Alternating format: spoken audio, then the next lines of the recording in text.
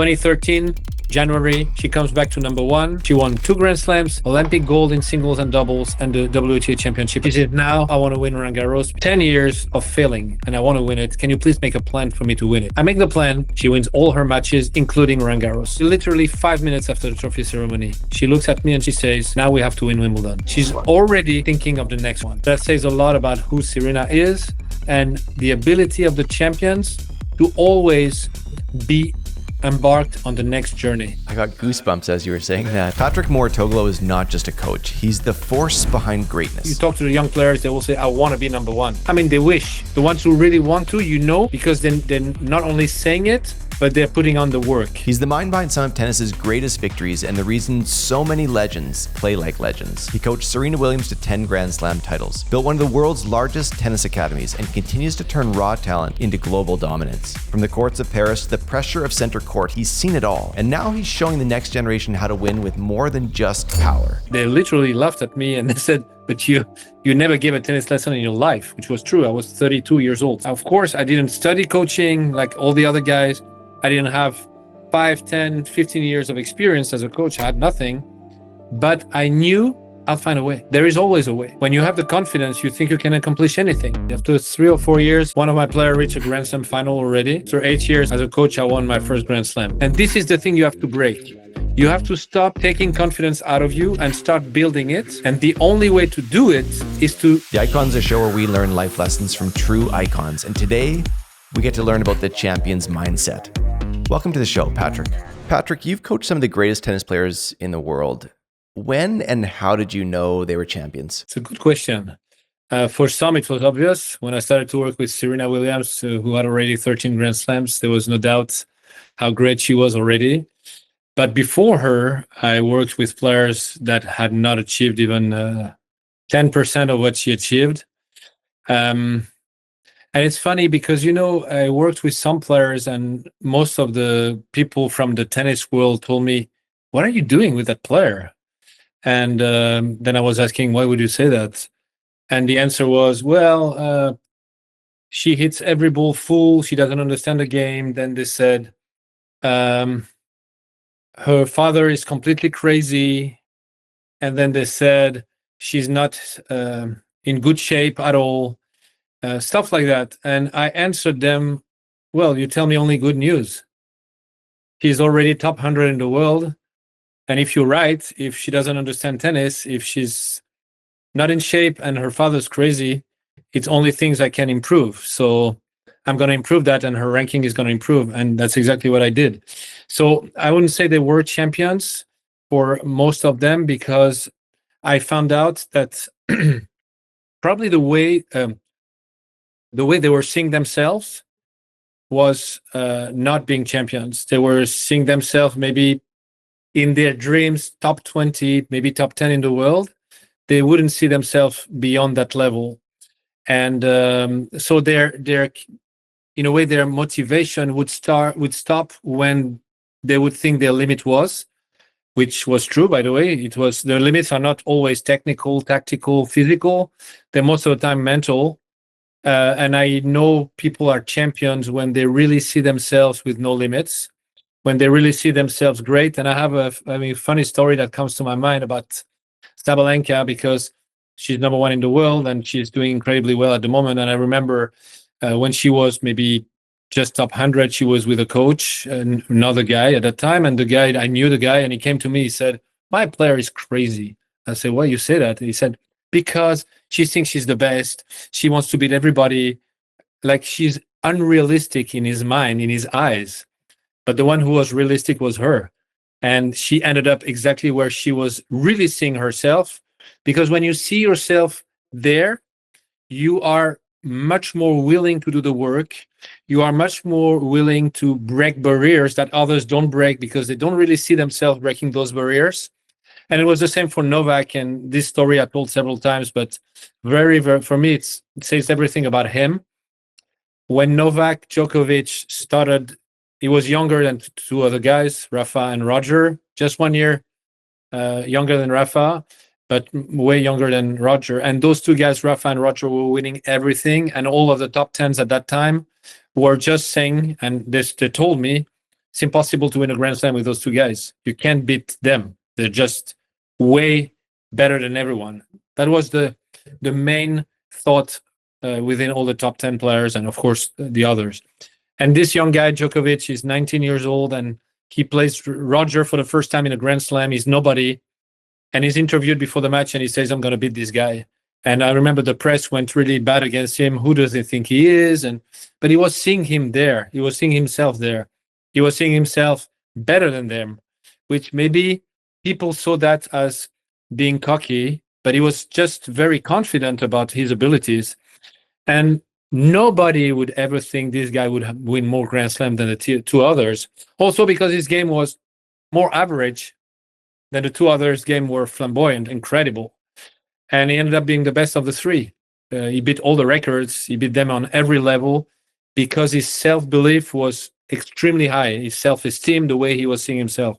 So that's how, well, it's a very long answer, but that's how I know if someone is a champion. And then a lot of people fake it, which is better than not faking it, but it's not as good as really believing it deeply inside. A lot of guys, you talk to the young players, they will say, I want to be number one. I mean, they wish. Yeah. The ones who really want to, because then they're not only saying it, but they're putting on the work. And this is a big difference, because when you really believe you can get there, it's much easier. It's never easy to work hard, but in a way, you are willing to do everything to get there. When you wish it, you do things halfway or 70%, you don't do it fully. So that's a big difference. I was so curious to ask that question. Thank you for sending the book, Champion Mindset. I've been reading it. I've been loving it.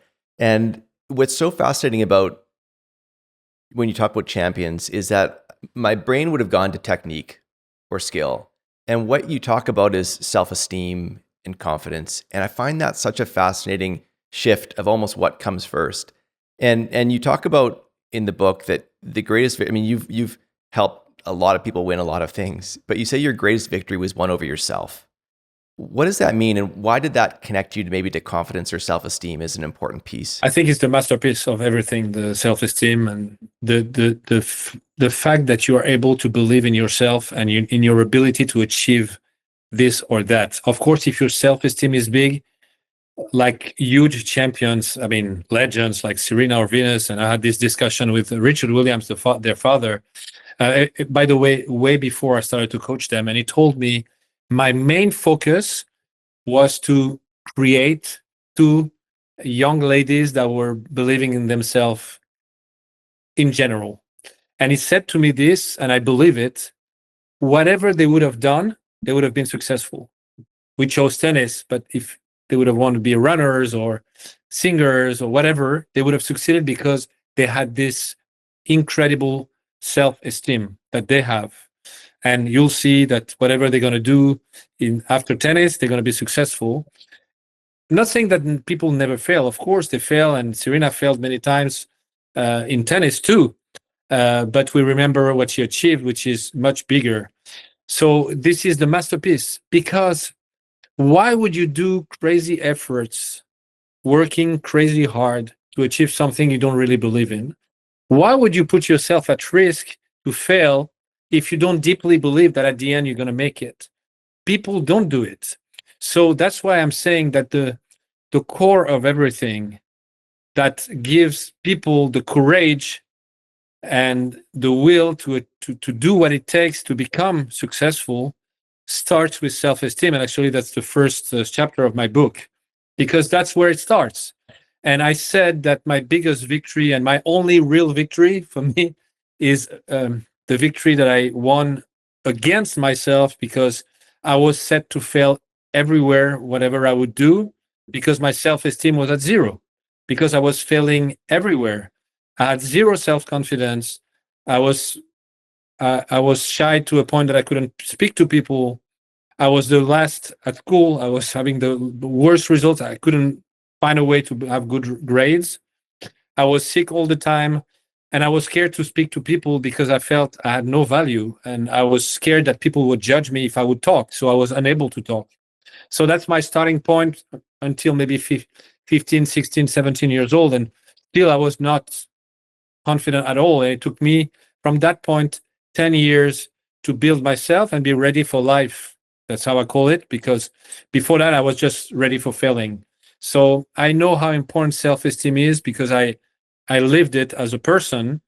And then when I became a coach, my main focus was to help people build their self-esteem to be able to achieve things. When I hear you speak about that, I wonder how many people hear themselves in that to a certain extent. And personally, I grew up incredibly shy as well. And so when I heard you speak about that and that idea of you didn't speak to people until your teens, I mean, that was me as well. And so, you know, I recognized what that journey felt like. And when you were speaking to it publicly, it felt like such a powerful thing that I think resonates for a lot of people. And to recognize that there is a way out, there is a pathway to start to find that self-esteem and that courage and that voice. And you're a great example of it. You know, to be able to do what you're doing for a person that was extremely shy shows everyone that you can change everything in you. And if you change everything in you, you're able to achieve anything. It takes courage, but I think, of course, it takes courage, but you don't go from being extremely shy to doing things that people not shy are doing. It's really a journey. And this is the greatness of it, is just, and that's the goal of the book, is to put people on that journey, to make them start. So what is the start? The start is just to do today what you couldn't do tomorrow. Of course, if you're shy, as we were, we're not going to take a microphone and speak in front of 1 million people. That's not going to happen. But what we can do is just speak to one person for 5 minutes. It's going out of your comfort zone and achieve very little things, but every day. Every day, do something you didn't do the day before. If you did 2 minutes, do 3. That's how you build your self-confidence. Because whenever you create those little victories that are very small, but it doesn't matter how small or big they are, it's just victories. You are building your confidence every single day. And the more victories you make, the more you dare. The more you think, oh, but maybe now I can do this thing that yesterday I thought I could never do, because I've been able to achieve things. The problem with people that are in a vicious cycle, like we were, not talking to people because we can't, and staying in that vicious circle, is that this cycle is destroying you, because it takes confidence out of you every single day. And this is the thing you have to break. You have to stop taking confidence out of you and start building it. And the only way to do it is to build very small victories every day. And don't get me wrong, it takes a lot of courage. Even though it looks so small, it's something you can do. If you can't speak to people, just to do it the day after for 1 minute takes a lot. But you cannot, and people, you can, but people cannot imagine how much you feel relieved, how much you feel stronger. So the only way to know is to do it. And there is no other way out than doing what you think you can do. And, you know, I've done a lot of things in my life. I mean, I've coached, but I've done a lot of TV, I've done books, I've done a lot of things. Public speaking, things that I couldn't even dream. I mean, I've been commentating the Grand Slam finals. As a kid, I was looking at that like they were gods. So this is possible. Of course, it takes time, but everything is possible.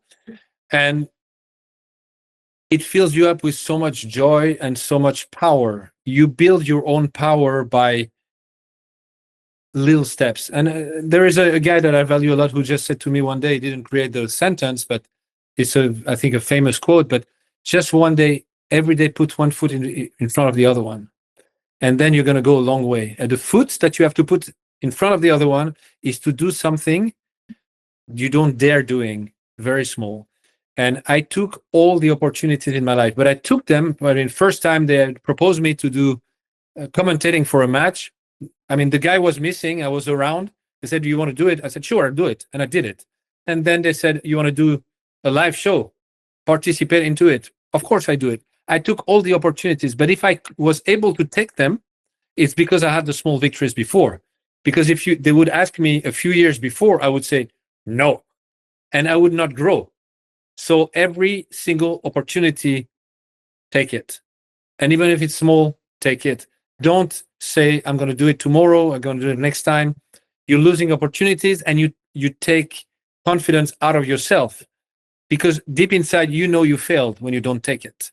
When you don't make the effort, you know you failed. So you don't build your confidence. Thanks for sharing that. I think a lot of people really heard you in that, and also heard about this idea of these small victories, and that it works.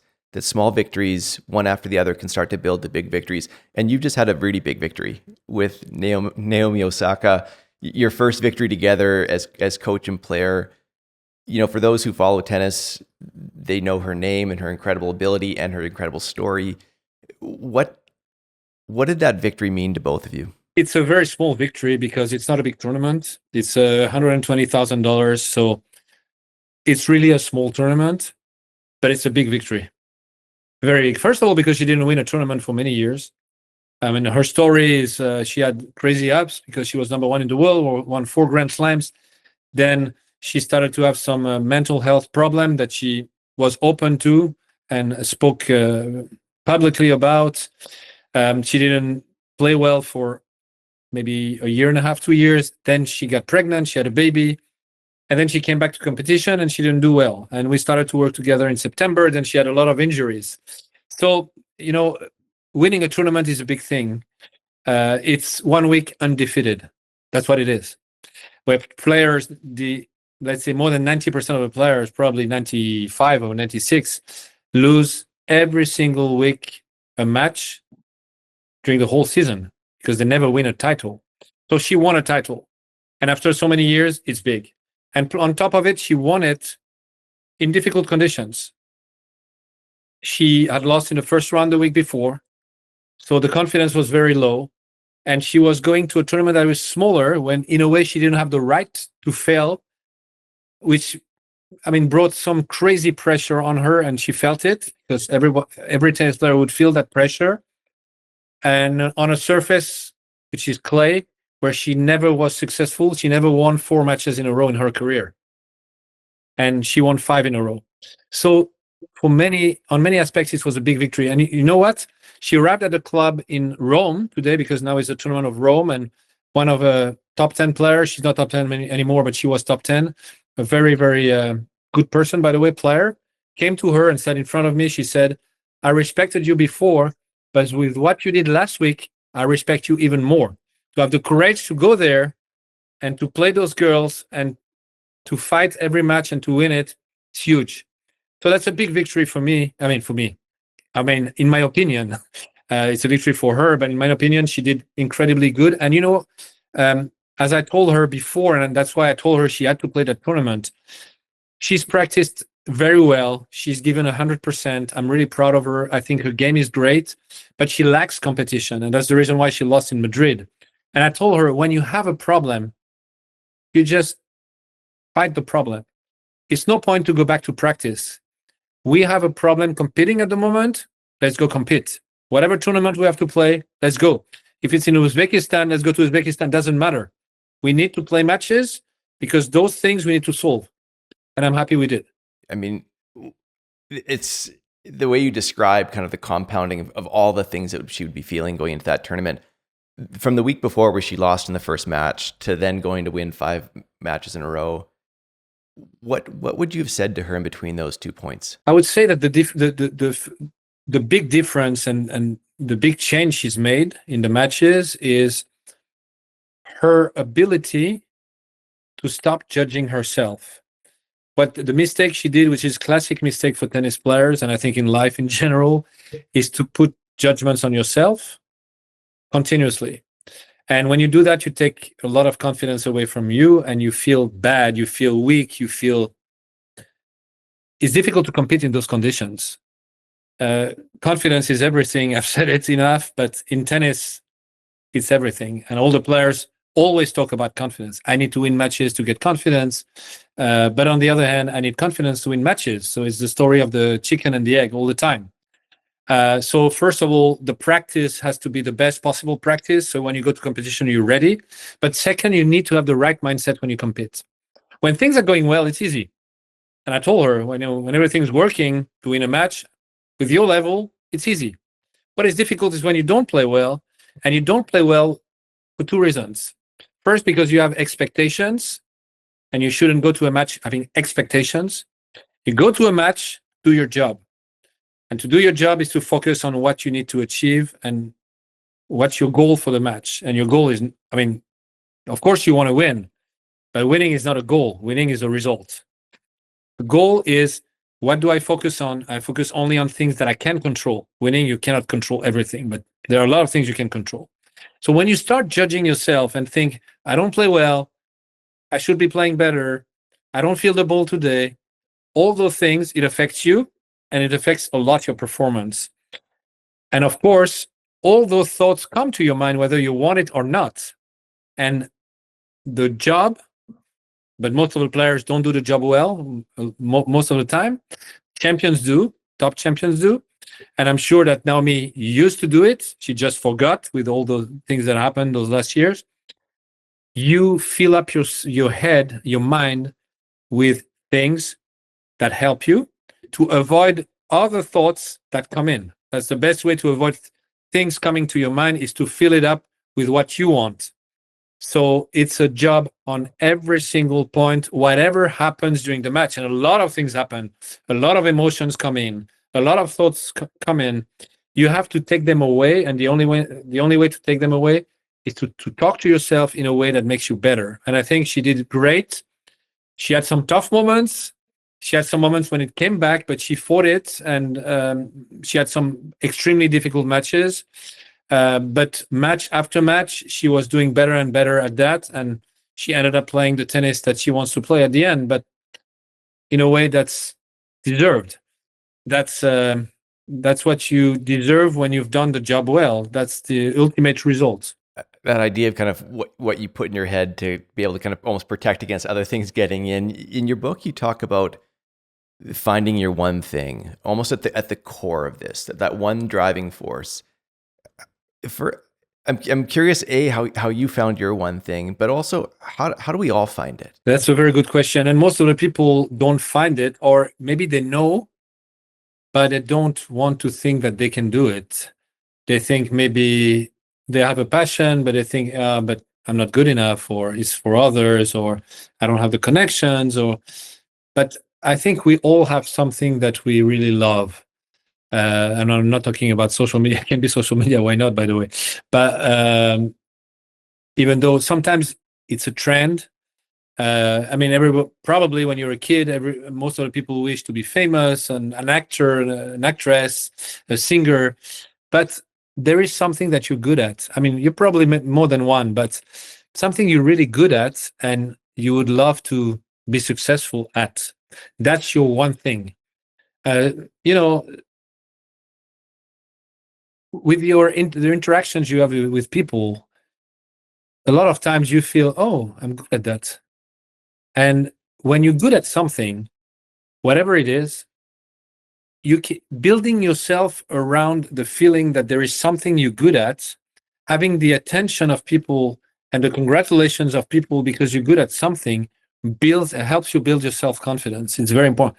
Can be cooking, can be anything, Some people cook at home and they bring friends, and people say, wow, you're so good at that. Why not? A lot of people have made incredible career in cooking. Can be anything. And I'm sure everyone has their one thing that they're good at. For me, it was tennis, was obvious because I was terrible everywhere. So there was one thing I was good at.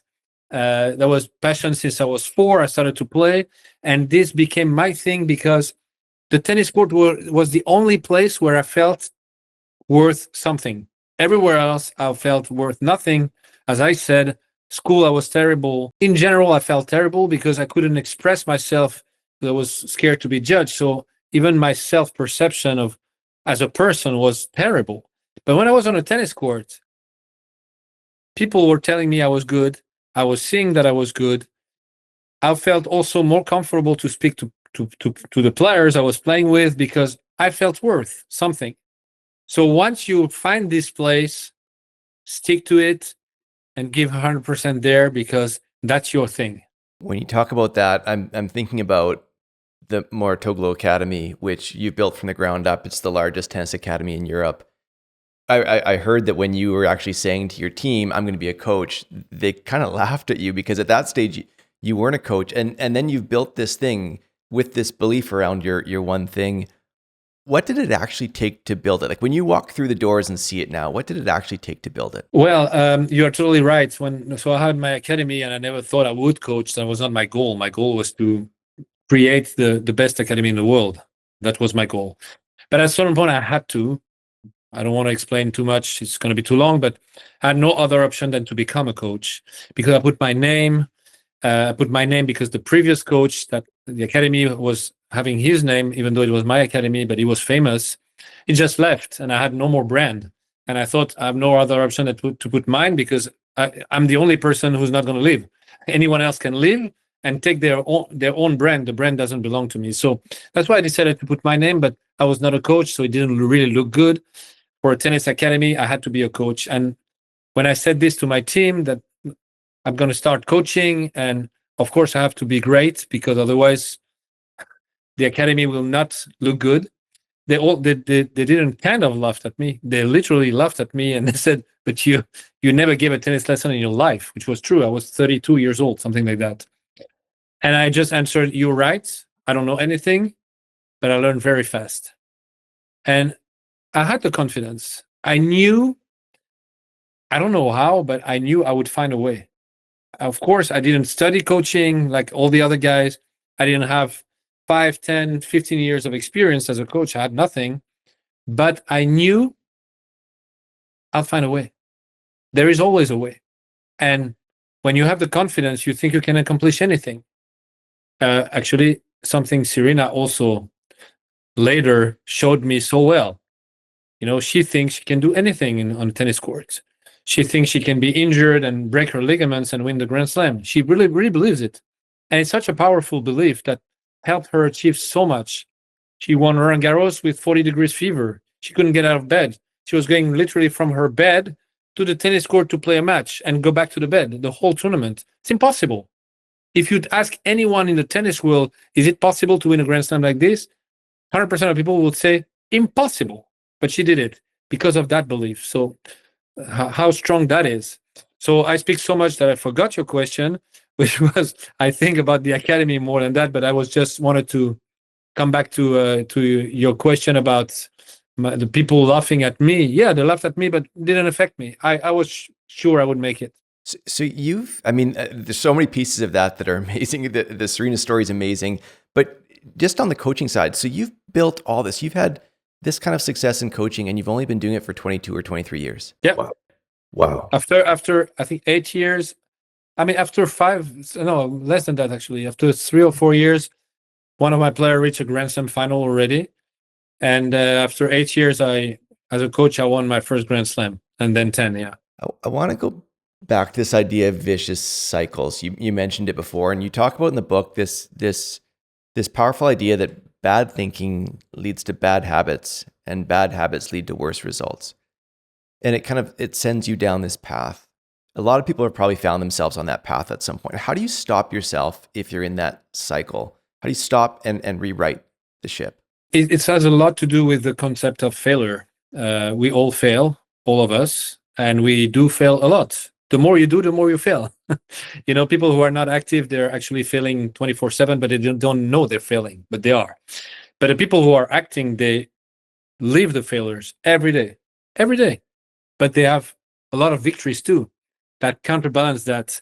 And if they have had enough victories, when they fail, it doesn't hurt them.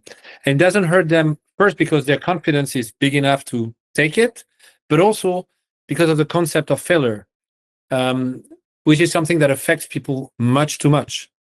It's a very strong belief, and it's a reality. It's not like words that want to look good, what I'm saying now. Failures are the best moments, really, for 2 reasons. First of all, because when you fail, most of the time, it helps you know what not to do. So in a way, it tells you what to do. So it's a great way to see the way out to get what you want first. But more than that, it's the greatest moments because it's the moments where you can really transform things and people and make changes that will pay off.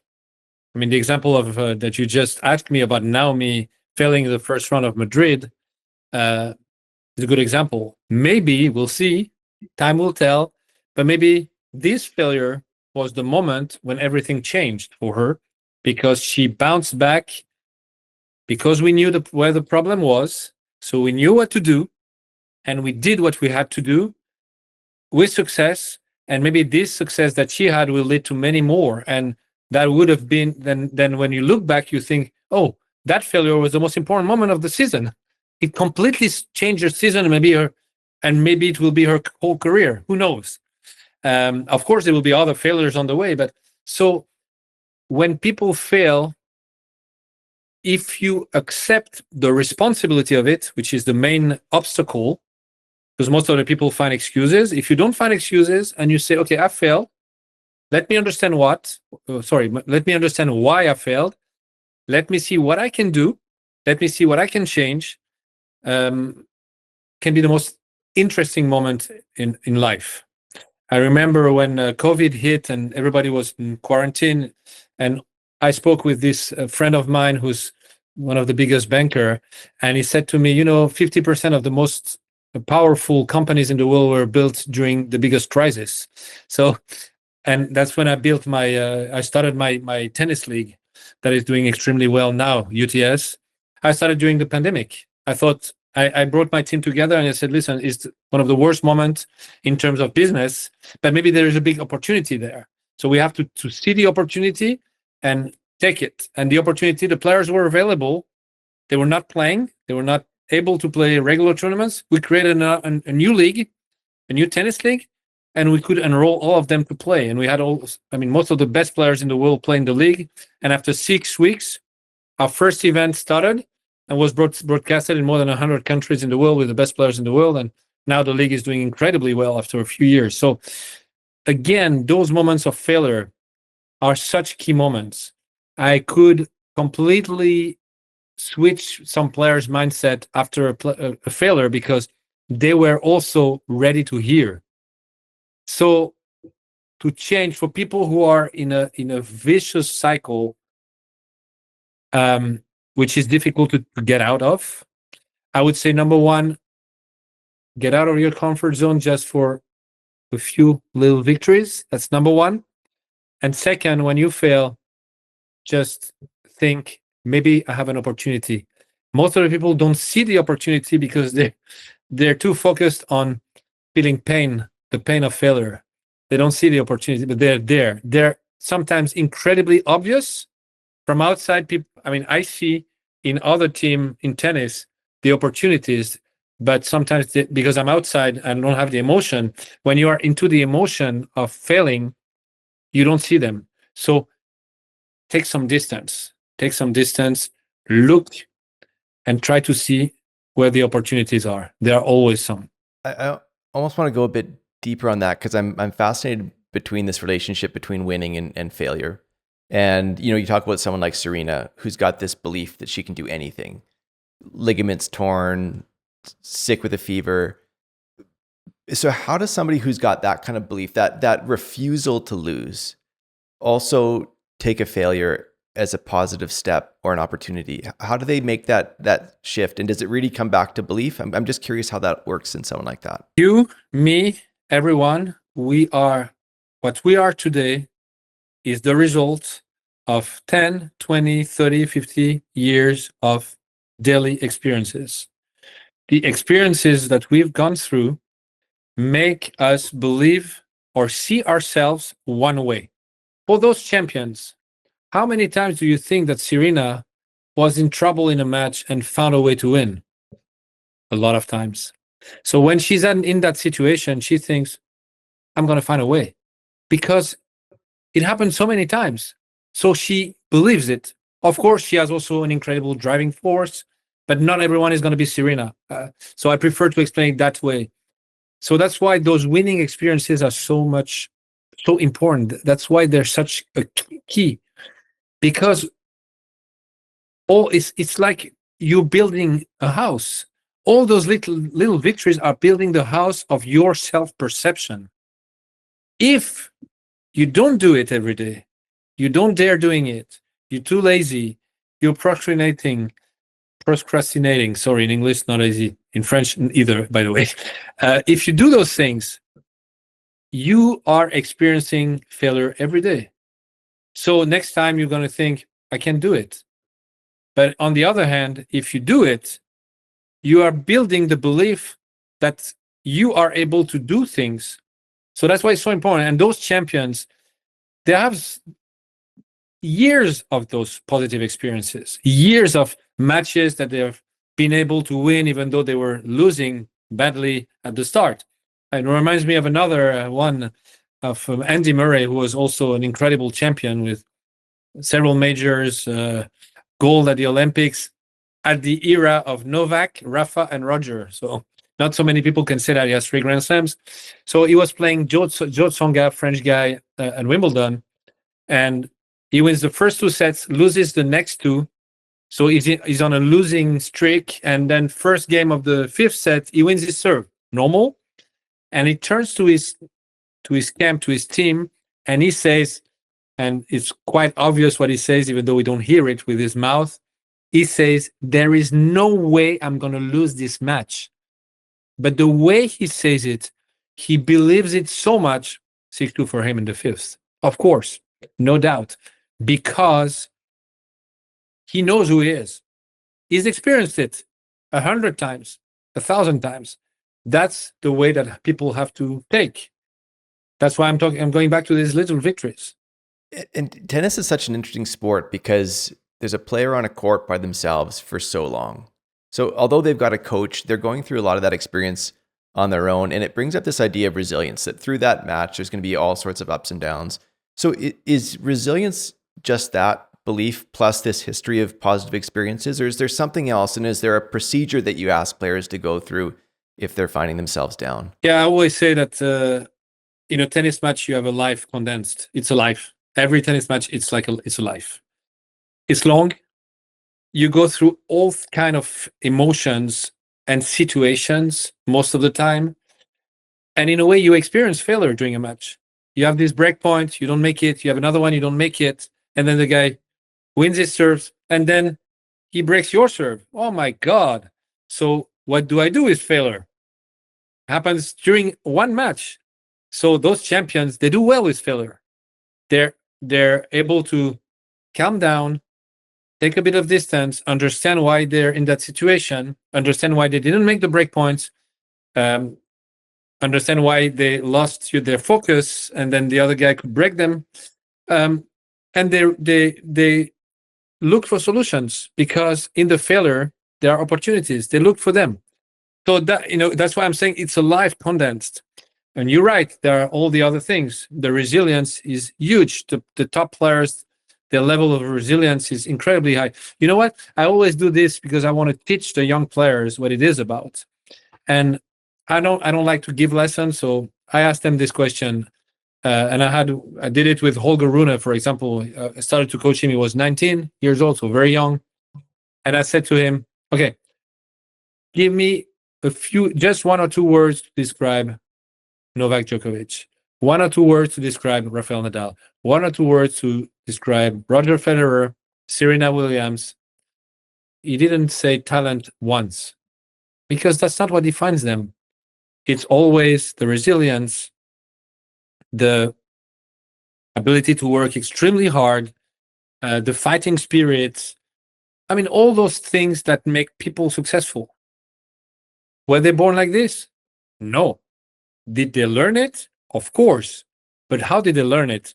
Not with a teacher telling them you have to be resilient, by experiencing it every single day on a tennis court, because it's every day. Every day you have to practice, even when you're tired, or play a match in which you're going to get judged, and the first judge will be yourself, and maybe fail. It's every day, and that's how you build yourself. And the fact that those people have been able to create many more positive experiences, which means victories, even small ones during matches, than negative ones have built them as champions. That's the only difference. And everyone in the tennis world would tell you there's not big difference in terms of level because between a guy number 18 in the world and a guy number 10. They don't play incredibly better, but they're better competitors. They have better mindset. That makes a difference. And I always said you don't win a Grand Slam with your tennis, you win it with your mind and your heart. Interesting. That's fascinating when you asked that question and he responded with these internal characteristics, not with technique or skill or tennis is it's such a fascinating, unique sport, the way it works between a coach and a player. What have you learned about the power of teamwork? Well, tennis, as you said, you're alone as a tennis player on the tennis court, even though you're less now, but because you can be coached during matches, but you have a team around you. And in a way, you live in a world where everyone is your competitor. Everyone is going to face you one day on a tennis court and try to beat you. Can't really have friends, so you're very alone. I mean, they all have friendly relationship, but not real friendship. Very rare in tennis. So the only people you can rely on is your team. That's why the team is so important. And I have a whole chapter about the team in the book, because it's the same in life. The people who are around you are going to make you successful or not. And I would say that there are a few things that are extremely important. And the first thing that I want to talk about is the way the people that are around you look at you. How do they look at you?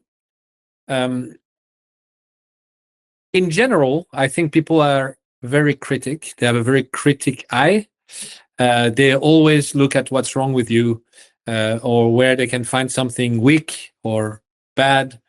And it's funny because, I talk to the coaches on tour quite often because, we all know each other, and I'm asking questions. And I say, oh, tell me about your player. And most of the time, the first thing they say is, his problem is, the sentence starts like this, believe it or not. This is crazy.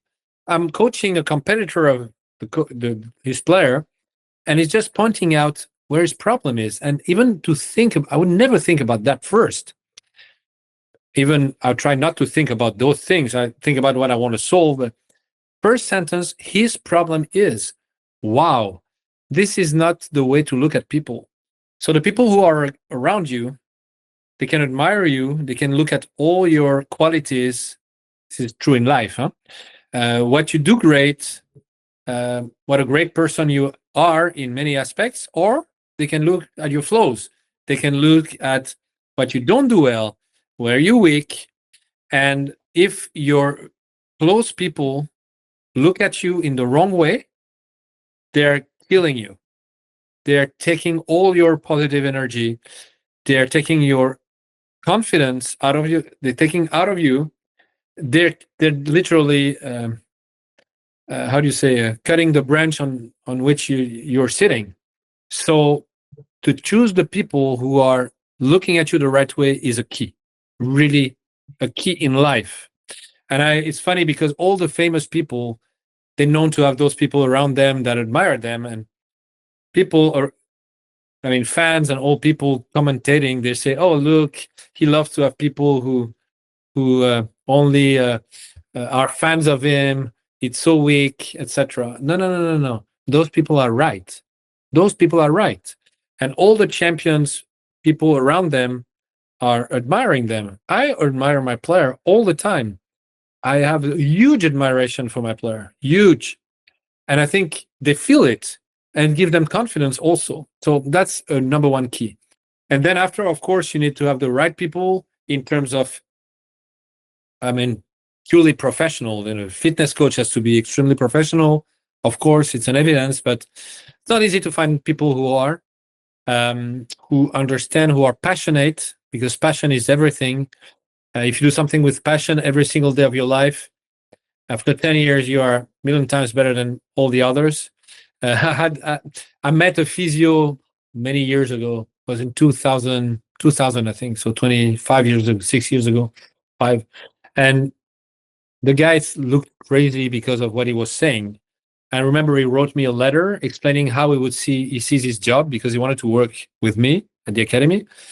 And I read the letter, and I remember saying to a guy who was working with me, there are two options. He's completely crazy or he's a genius. So I have to meet him. And I thought he was a genius. I thought he was really way above everyone. He had understood a lot of other things that people did not understand at that time. And I was right, because what he was doing 25 years ago, everybody's doing now, but at that time, nobody was doing it to take care of the players. But he was saying this to me. He was saying, I asked him that question when I interviewed him. Why would you be better than others? Why would you understand things that others don't? And he told me this, and he was totally right. He said, you know why? Because other people love to go fishing. I like only shoulders and knees. And I spend 100% of my time thinking about this. That was completely right. And all the greatest players I've met in my life, they are the most passionate people about what they're doing. Wow. And I heard you tell a story once about sitting, eating your lunch by yourself, looking over a tennis court, just envisioning all this stuff. I can see that in you, and as you describe this. And when you're talking about the way your team looks at you, you had this saying, they look at you with kind eyes. And I loved hearing it said like that, kind eyes. It just felt like I know what that means. I know what that feels like, and I know what I'd want around me in that case. Yeah. I mean, the people you like, if you think about it, and I'm sure you do, the people you like the most in your life are people who value you and who look at you with kind eyes. And what I like the most is a lot of my players, when they're asked, what did Patrick bring to you? Their first response is, I felt valued. And I'm happy to hear that, because I do value them. I do admire them for what they're doing. I think they're great people. I think they're incredibly courageous. And I look at all their qualities.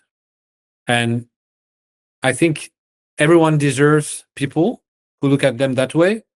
And everyone should look at people around them with the same kind eye, and the world will be better.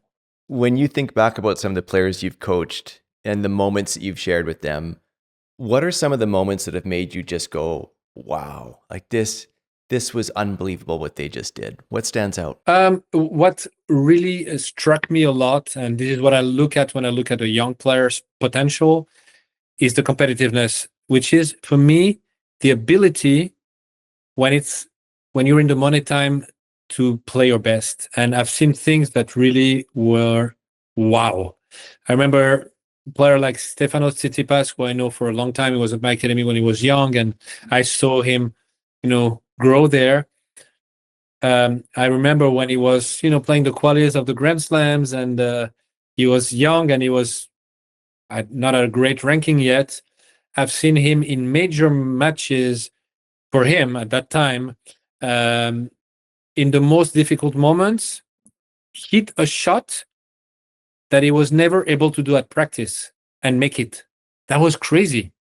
When the shot that you master the least, but you have to make it, because that's the moment that you have to deliver, to make it successful. And that moment, wow, really wow. That really, really impressed me. I got goosebumps as you were saying that. The best players in the world are the best competitors, 100%. So I always look at this when I see a young player, how good a competitor that player is. But it comes back to also being able to find a solution when you don't play well. I mean, people don't realize, because they're not professional tennis players, but professional tennis players, if let's say they play 18 matches per year, they will play really well 5 matches. They will play good 15 matches, play really average 30 matches, and bad, I don't know if my calculation is good, but bad, very bad 20 matches. The champions will win 90 to 95% of them. So that's a big difference. How do I solve my problems instead of complaining? Looking at the solutions instead of being down because I'm not playing well, looking for solutions and finding them. Patrick, what was the lesson that's taking you the longest to learn? I think the longest lesson to learn for me was about the emotion because, I mean, humans need emotions and we all seek emotions all the time, more or less, but we do. And that's why people drink alcohol also or take drugs for the extreme cases because they want to feel emotions. And we all seek emotions. We are a bit addicted to emotions, all of us. Again, more or less, and probably me more than other people because my job is all about it. We live crazy emotions every single day. So a lot of times when I was studying coaching, the emotions were overwhelming for me, and I did mistakes because of the emotions. And it took me a few experiences to realize that emotions were bad advisors because when you are into really deep, strong emotions, you don't think anymore. Your answer is purely emotional, and it's easy to. I mean, you have examples every single day in your life. Imagine your partner. Your partner is emotional. She's shouting. You get emotionally. You get emotional immediately, and you answer with your emotions. And most of the time, the response you give is not the right one. Never. If you respond with your emotions, never. So one of the biggest lessons in life is to be able to, because we are humans and we have emotions, be aware that you are under a huge amount of emotions and don't answer, don't ask, don't answer, don't act. All your actions will be wrong, driven only by emotions, and all your responses to the emotion will be also driven by emotion. So the best is to not take any decision, wait to calm down, and this is also a big lesson in the book, and always ask yourself this question and answer honestly. What do I really want? I come back to the example because we all live that example of arguing with your girlfriend or boyfriend or wife or okay, your partner. You're arguing. What do you want when you're arguing? You want to be right. That's all you want, and you're very emotional about it. And you think she's wrong and you're right, and blah, blah, and then becomes can become really bad. By the way, if you calm down and you ask yourself, what do I really want? I want to have a great relationship with my partner. That's what I want. I want when she's emotional to give her what she needs because she needs something when she's emotional. That's what you want. But during the action, you cannot think that way. So that's not the right time to answer. And when you're ready, when you calm down and you can answer that question, then you're ready to try to find solutions. And then you can come back to the discussion when everybody's calm and have a much more fruitful discussion that will lead to a much better income at the end. I don't know if it's the right word. I don't think so. Outcome, sorry. The outcome will be much better at the end. So this is true for everything in life. Emotion is really a bad advisor. We love it. When it's positive, just enjoy it. When it's bad emotions, be extremely careful. This took me a bit of time to understand. And if you could go back to 20-year-old Patrick that was going through a ton of transformation at that time, what would you tell your 20-year-old self? I would just tell myself, my 20 years old self, I would tell my 20-year-old self, you're on the right way. You're courageous. You're doing an effort every single day to change your life. I started a therapy when I was 17. I did 10 years of therapy also, which was, I think, courageous at 17 to be able to accept that things were not going right. And I would tell myself, you're doing a great job. You're really courageous. The therapy will take the time that it's going to take.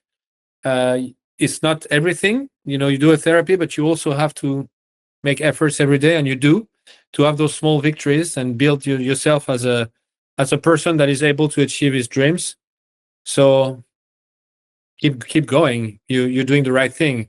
When I was 16, it was a different story. I was not doing the right things at all, but when I was 20, I was on the way already. It sounds, kind eyes. Sounds like you're looking at yourself with kind eyes. I hope a lot of 20-year-olds hear that. Patrick, what do you hope? I look at people with kind eye. Yeah. In general, it's powerful. What do you hope your legacy is? Honestly, I never think of this. I never think about legacy. I never think about what I've achieved. Never. And believe me or not, but never. And every time I'm asked, what are you the most proud of? I don't know. And I always answer the same. The only thing I'm really proud of is the transformation from 16 years old to 26. What I did during this time was it made me ready for life. And in a way, everything else was just work. And it was so much easier than transforming myself, even though nothing is easy. I mean, I'm not saying it's easy, but I found out later, because I never look back. I always look in front, and I will always look at what's next, because I think we're on a journey and or on a bike. And if you look back on a bike, you're going to fall. It's always better to look in front and be excited with the journey you're on. And that's what makes me excited every single day of my life. If I would look back, I think I would be in contemplation, and contemplation means being static. And I think we're much better being dynamic. And I found out that champions always look forward, always. And I tell that story about Serena that really struck me, because it was very extreme, but she is very extreme. That's why she's so exceptional. 2013, January, she comes back to number one. And she tells me, okay, now my goal, I mean, she came back to first to winning Grand Slams. She won three. Yeah, she won 2 Grand Slams, Olympic gold in singles and doubles, and the WTA championship at the end of the season. She's back to number one.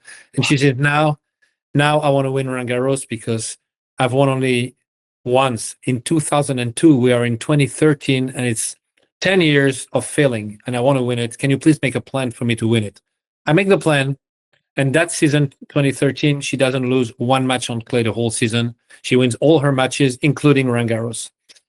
And I mean, the trophy she was chasing for 10 years, she has it in her hands, and it's the trophy ceremony. And then trophy ceremony is over. She goes down in the locker room, went down the stairs first. And then she says, come with me. I want to go to the fitness. I want to stretch. I go with her. We literally 5 minutes after the trophy ceremony, for a trophy she's chasing for 10 years of a Grand Slam.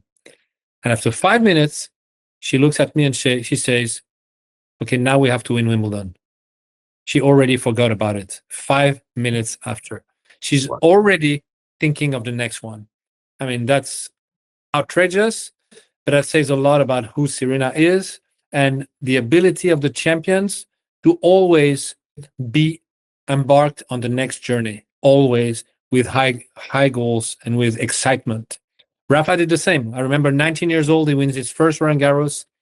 The day after Roland Garros, I remember watching the interview, and he's talking about winning Wimbledon. He said, oh, I want now that I won Roland Garros, I want to win Wimbledon. I never won Wimbledon. I mean, he's already there. He's already thinking about the next one. So yeah, that's one of the characteristics of the champions. Wow. That champion perspective is so extraordinary, and so you said extreme, and you talk about this idea of what's next. And my final question for you, Tennis Academy, massive success across the globe of tennis, a tennis series that's being successful, Champion Mindset, the book.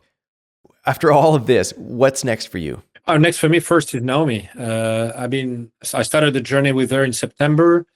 I could feel she was very motivated to come back.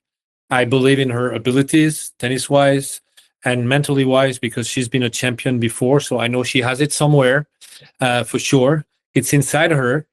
And then the start was tough, because she got injured 3 times, bad injuries. So, the start was really difficult. And then a bit up and down for 3 months. She had some good results, but bad ones too. So I'm very excited to find a solution, to help her find a solution to come back to being great again, and potentially even better than before. Why not? Everything's possible. So that makes me extremely excited. And I always put my job as a coach as my number one goal, always, because that's my passion, and that's what I think I'm really good at, and that's what drives me the most. But I have other goals, but for that I have a team that I really value a lot. I mean, great people. They've achieved a lot with me. So my tennis academy is number one in Europe. We're doing extremely well. We open now 14 new locations in the world. We're going to open, I think, 5 new ones before the end of the world. We're in all continents: Europe, US, Latin America, Asia. We have one in China, one in Malaysia. So we're opening everywhere. And we have other businesses. I have my tennis league that is so exciting that I think can show some future for tennis, because it's a really new way to play tennis. Very exciting. We're filling up stadiums. The last stadium we filled up 12,500 seats. So it's really working incredibly well. Also broadcasted everywhere in the world. And then we started other businesses in other sports. So yeah, everything. Life is exciting when you have goals and you're excited when you wake up in the morning because you believe you can achieve those goals and you're on a journey. So that's the whole topic about the book. And my goal is to help as many people as it can help. Well, we're going to make sure people have a link to that book, a link to all the work that you're doing for those who want to stay connected to you. And then just personally, I want to say thank you for sharing your wisdom. And also, I want to thank you for entering this conversation with kind eyes. I've felt it and really appreciate it. It was really an incredible pleasure. I always say that to do a good interview, you have to have a good interviewer, which I really believe. So for me, it's an exchange, and the energy you give to me was great. So I felt really good talking to you, and I feel I did well because you did well with me. So that's life. Thank you. And you'll have a group from Canada cheering on you and Naomi over this next little while. So keep going. We'll be in Canada in this summer. So fantastic. Hope to see you.